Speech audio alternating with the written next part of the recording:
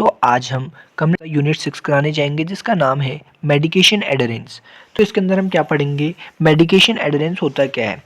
When doctor explain medicine related information to the patient, जब कोई doctor आपको medicine से रिलेटेड इन्फॉर्मेशन देता है, जैसे कि आप पेशेंट हैं, आप डॉक्टर के पास जाते हैं तो आपको कोई ना कोई एडवाइस देता है, आपको बताता है कि जो आपको दवाई दी है वो आपको कैसे खानी है, जो दवाई है कब खानी है, उसको कैसे स्टोर करना है और उसकी कितनी गोली आपको खानी है। तो ये सब आता है आपका मेडिकेशन एडरेंस में। मतलब जो आपका डॉक्टर है वो आपको बताता है आपको कैसे राइट टाइम पे राइट डोज और कब खाना है और कैसे खाना है, ये सारी चीज़ें आपको बताता है डॉक्टर। तो ये सब आती है आपके मेडिकेशन एडरेंस के अंदर। दूसरा है how much does the patient follow the doctor advice. अब यहाँ से आपका इंपॉर्टेंट जो चैप्टर है आप यहाँ पे से समझने लगेंगे कि जो मेडिकेशन एडरेंस है वो है क्या।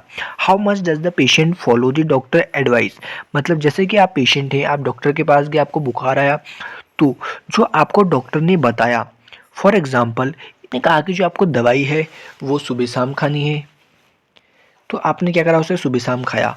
इफ़ कह रहा how much does the patient follow the doctor advice, if they follow the doctor advice so it involves in medication adherence. अगर आपने उसकी बात को माना, दवाई को सुबह शाम खाया, तो वो किसके अंदर आ जाएगा, आपका मेडिकेशन एडरेंस के अंदर आ जाएगा, क्योंकि जो आपको डॉक्टर ने बताया था आपने उसको फॉलो करा। ठीक है।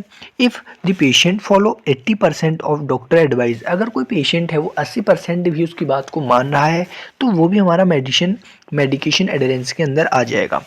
अब मेडिकेशन एडरेंस है क्या, मतलब है how long does the patient take their correct medicine, मतलब जो आपका पेशेंट है वो कितने लंबे समय तक उस मेडिसिन को खा रहा है और उसके एडवाइस को फॉलो कर रहा है कि जब उसको खाना है वो तभी खा रहा है। ये आता है हमारा मेडिकेशन एडरेंस के अंदर।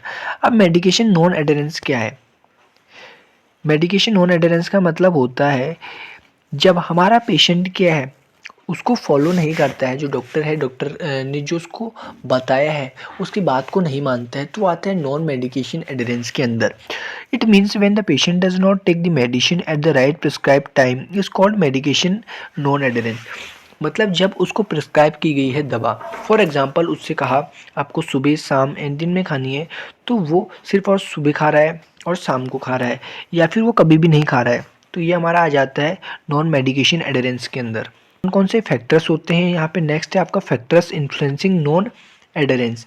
तो इन कह सकते हैं ये वो चीज़ें हैं जिनकी वजह से वो जो लोग हैं वो फॉलो नहीं कर पा रहे हैं डॉक्टर के एडवाइस को।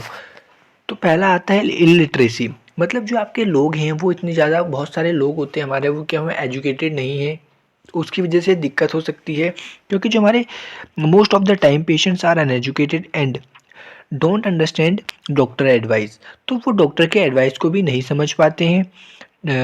Doses of drug storage right time of administration, तो वो नहीं समझ पाते हैं उनको दवाई कैसे खानी है कब खानी है। दूसरा आता है आपका वर्स प्रोग्नोसिस, मतलब जो आपके पेशेंट हैं वो पहले ही गैस कर लेते हैं कि जो डॉक्टर दवाई दे रहा है वो उससे उनकी जो डिजीज़ है उसमें कोई भी चेंजेस नहीं होंगे, जैसे भी हमारा क्या है नॉन एडरेंस हो रहा है। तीसरा है केयरलेसनेस, मतलब कोई भी इंटरेस्ट ही नहीं है उसको दवाई में।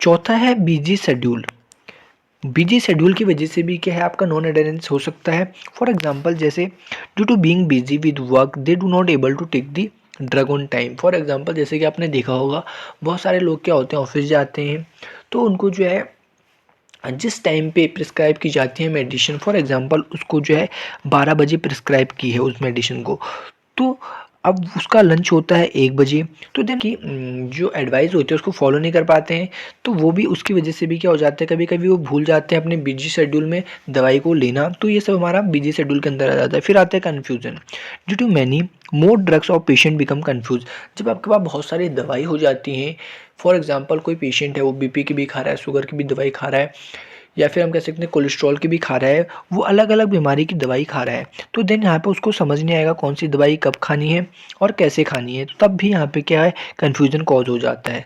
फिर आता है lack of finance, lack of money so they don't buy, lack of finance की वजह से होता है आपकी कुछ दवाई जो होती हैं वो क्या होती हैं महंगी होती हैं, जिसकी वजह से क्या है जो पेशेंट है उसे परचेज़ नहीं कर पाता है।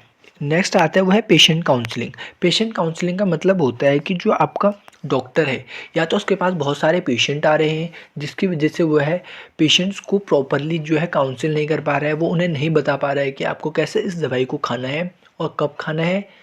कोई डॉक्टर है वो सही तरीके से नहीं बता पा रहा है या फिर वो कम्युनिकेट नहीं कर पा रहा है लोगों के साथ कि उनको कैसे इस मेडिसिन्स को लेना है। फिर आती है कौन कौन सी स्ट्रेटजीज़ होती हैं जिसकी वजह से हम नॉन एडरेंस को कम कर सकते हैं। तो पहला तो आता है हमारा educate people, educate about medication adherence. मतलब आपको क्या करना है, लोगों को बताना है, अवेयर करना है लोगों को। दूसरा है good patient counselling. Doctor should do good patient counselling, aware knowledge about drug dosages effect and use of administration. तो यहाँ पे क्या है, मतलब उसको अच्छी तरीके से जो है पेशेंट जा रहे हैं उनको काउंसिल करना है, उनको बताना चाहिए कि उसको कैसे आपको दवाई लेना है, कब लेनी है, कितने डोज में लेनी है और कौन से टाइम आपको जो है उस दवाई को लेना है। फिर नेक्स्ट आते हैं हमारे पास प्रिस्क्राइब जेनेरिक मेडिसिन। और उनको जो है अपनी जेनेरिक मेडिसिन को ज़्यादा की ज़्यादा क्या करना चाहिए, प्रीफर करना चाहिए। क्योंकि बहुत सारे लोग जो होते हैं वो ब्रांड की दवाई नहीं ले पाते हैं या फिर उनके पास इतना अमाउंट नहीं हो पाता है जिसकी वजह से वो अपनी ब्रांड की मेडिसिन लें। तो उनको क्या है, आप उनकी फाइनेंशियल कंडीशन को देखते हुए डॉक्टर को प्रिस्क्राइब करनी चाहिए मेडिसिन। फिर आता है अवेयरनेस। नेक्स्ट आता है अवेयरनेस। तो यहाँ पे आता है to people aware to take drugs time and also explain about importance of drug.